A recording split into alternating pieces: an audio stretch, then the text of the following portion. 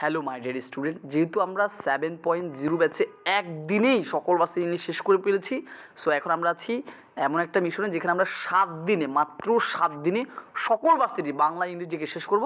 তো অলরেডি আমাদের ডে 1 শেষ, এখন ডে 2। সো ডে 2 এর পড়াটা একটু ভালো করে বুঝে নাও। সো এই 7টা দিন শুধু আমার সাথে একটু কষ্ট করে, ইনশাল্লাহ 7 দিনের মধ্যে আমাদের বাংলা ইংলিশ সকল ইউনিটের সকল ইউনিভার্সিটির বাংলা ইংরেজি জিকে শেষ হয়ে যাবে। ওকে, তো ডে 2তে আমি ইংলিশে 3টা টপিক দিয়েছি, নাউন,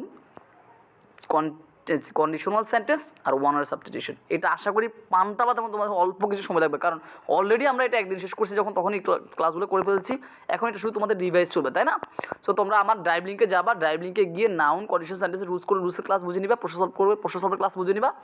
প্রশ্ন সলভের ক্লাস করেও যেগুলো বুঝবে না সেগুলো খাতায় লিখে রাখবা। সেখানে আমি বিসিএস বাসের জব ব্যাংক সকল প্রশ্ন সমাধান করেছি 2-3টা রুলস দিয়ে, কেমন? ওকে, এবার আসি ওয়ান ওয়ার্ড সাবস্টিটিউশন। এখন ওয়ান ওয়ার্ড সাবস্টিটিউশন মানে এক কথায় প্রকাশ, এটা একটা মেমোরিজ ইম্পর্টেন্ট।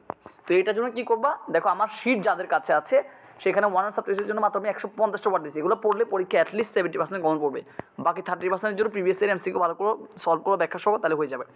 তো যাদের কাছে শিট এখনও পৌঁছায়নি তারা কী করবা, দেখো আমি গ্রুপে একটা পিডিএফ দিয়েছি। একদিন ইংলিশ শিখে যদি আমরা পেজটাতে যাই, দেখো আমাদের যদি ব্যাচটাতে যে একদিন ইংলিশ শিখি 7.0 ব্যাচে আমাদের অলরেডি 122 জন স্টুডেন্ট আছে। তো দেখো আমি এখানে দেখো অলরেডি কিন্তু দেখো এই যে দিয়ে দিয়েছি, কিছু জিনিস দিয়ে দিয়েছি ডকুমেন্ট। দেখো one word substitution for my sheet, তারপর মেঘার মধ্যে ক্লাস দিয়েছি, তারপর এই যে সমাসের ব্যাস বাক্য এটা দিয়েছি।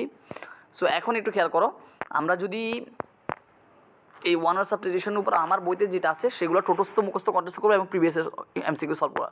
এবার আসি বাংলাতে আমি বাংলা প্রথম পত্র থেকে বিলাসী, তারই মনে পড়ে আহ্বান, এই 3টা গল্প বলছি। ভালো করে রিডিং পড়ে তোমার কাছে যেই বই থাকুক, সেটা জয়কুলি হোক, বাংলা বিচিত্রা হোক, কবিযাত্রী হোক, সেখান থেকে প্রিভিয়াস এমসিকিউ মুখস্থ করবা। তবে বিভীষণের প্রতি মেঘনাথ এই টপিকটা খুবই কঠিন, এটা মাথার উপর দিয়ে যাবে। এই জন্য দেখো আমি গ্রুপে এটার উপর ক্লাস দিয়ে দিয়েছি, একদম ওয়ার্ড বাই ওয়ার্ড আমি এই টপিকটা ব্যাখ্যা করে দিয়েছি, এই গল্পটা কেমন, এই কবিতাটা।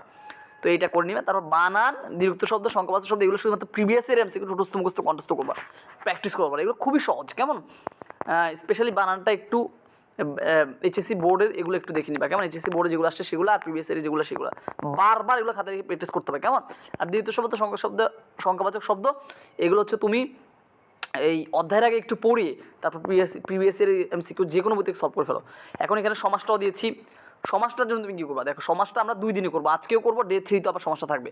তো সমাজটার জন্য কী করবা, সমাজটার জন্য এটা করবা শুধু বই কিংবা পিডিএফ থেকে ব্যাস বাক্য মুখস্থ করবা। তার কালকে শুধুমাত্র ব্যাস বাক্য মুখস্থ করবা, অন্য কোনো কাজে সমাজের উপর কোনো প্রশ্ন সলভ করতে বলিনি, শুধুমাত্র ব্যাস বাক্য। কোনগুলো ব্যাস বাক্য, দেখো আমি গ্রুপে একটা পিডিএফ দিয়েছি, সেই পিডিএফ থেকে ব্যাস বাক্য যা সেগুলো মুখস্থ করবা। এছাড়া তোমার বইতে আরও যা যা ব্যাস বাক্য আছে, যত বেশি পারো ব্যাস বাক্য মুখস্থ করো।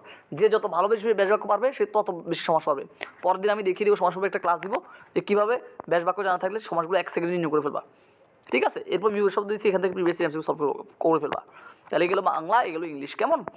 ওকে, সো এরপরে থাকবে জিকের জন্য আমি যে টপিকগুলো দিয়েছি এখানে, প্রথমত এই টপিকগুলোর উপরে যে কোনো বই থেকে অধ্যায় শেষে যতগুলো এমসিকিউ আছে একদম টোটস্থ মুখস্থ কন্ঠস্থ করলো, এটা হচ্ছে ফার্স্ট স্টেপ।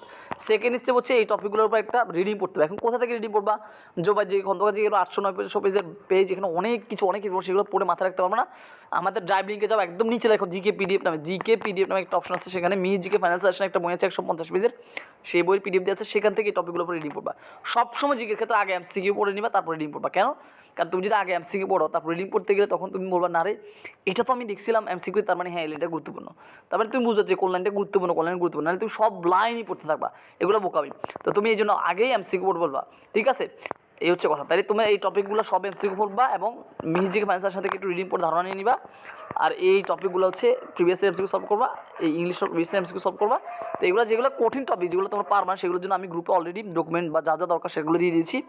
একদিন ইংলিশ শিখে 7.0-তে, সেখানে সেগুলো ফলো করবা, কেমন?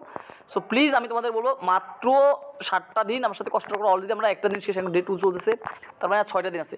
6টা দিন কষ্ট করে ইনশাল্লাহ, তাই তোমার বাংলা ইংলিশ জিকের প্রিপারেশনটা শেষ হয়ে যাবে। এরপর বসে বসে আরামসে শুধু প্রশ্ন করবা, রিভাইজ দিবা, ঠিক আছে? সো আজকের জন্য এইটুকু। আল্লাহ হাফেজ। তোমাদের প্রতি আমি বলবো স্বপ্নটাকে যদি পূরণ করতে চাও, পড়ার কোনো বিকল্প নাই, শুধু পড়ো আর পড়ো, ঠিক আছে? আল্লাহ হাফেজ। ইনশাল্লাহ আমরা আমাদের স্বপ্নটা পূরণ করবো।